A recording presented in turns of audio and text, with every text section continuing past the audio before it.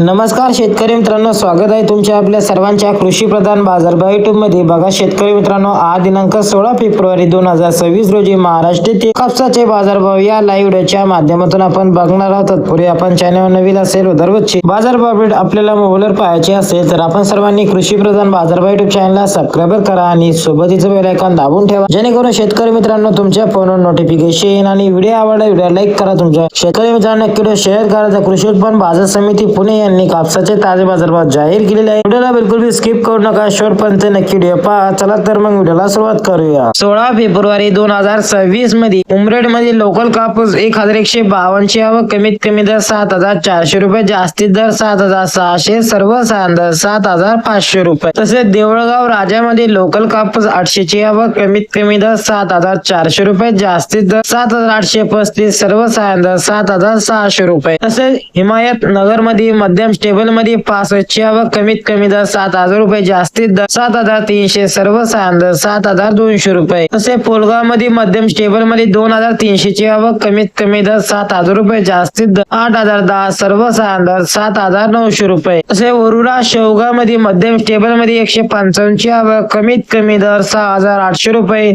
जास्तीत दर 7550, सर्वसाधारण दर 7200 रुपये। असे मांडोळ मध्ये लोकल कापूस 940 ची आवक, कमीत कमी दर 7300 रुपये, जास्तीत दर 7550, सर्वसाधारण दर 7475। हे होते 16 फेब्रुवारी 2026 रोजी महाराष्ट्रातील कापसाचे बाजारभाव। भेटूया अशा एका नवीन व्हिडिओ मध्ये, तोपर्यंत धन्यवाद।